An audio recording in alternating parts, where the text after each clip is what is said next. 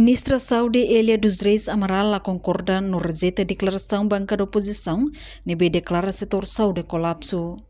Ministra Elia hatou a declaração idane, onde responde a preocupação no estatimento russo bancada oposição, nebe declara setor saúde colapso liga a questão ai morok. Facilidade de saúde inclui atendimento para paciente lá de dia, onde causa é barak mate. Bancada oposição hatou statemento hirakne durante a discussão da proposta orçamento geral do Estado, tinar rua Ronlulo Racing e a Parlamento Nacional.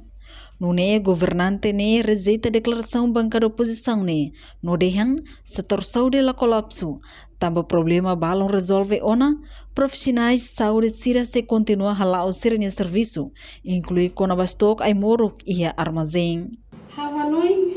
Kuliah kona ba imur klaiha o balot ka distrito deputado normalmente dia colapso hanoi nena lalos se colapso então profissional saúde sira para botuna lai atendimento então sai da makine kalau ami hu no governera quando ami hu no governo ita suma imuru ba stock out mais do que $200 mil americanos ba pe fale stock out armazém rasi no governo enfrenta stock out, 38% stock out amor.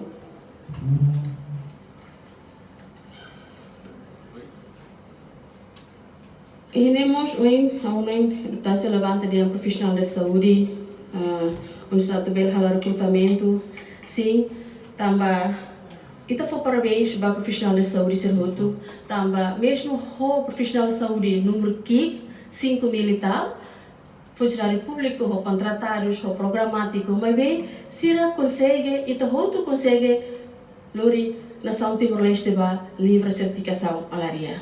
Mas itu foi parabéns, mas no norma bem, ita atinge ba ia livre malaria nerasi.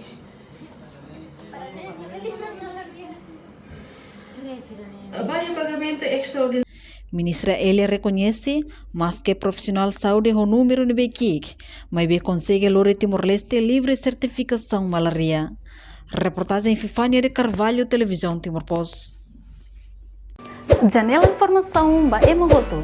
Atua tem informação atual dia kliu, kita haluha, hanai botão subscribe, like, halo comentário no fahe tutang ba media sosial hotu.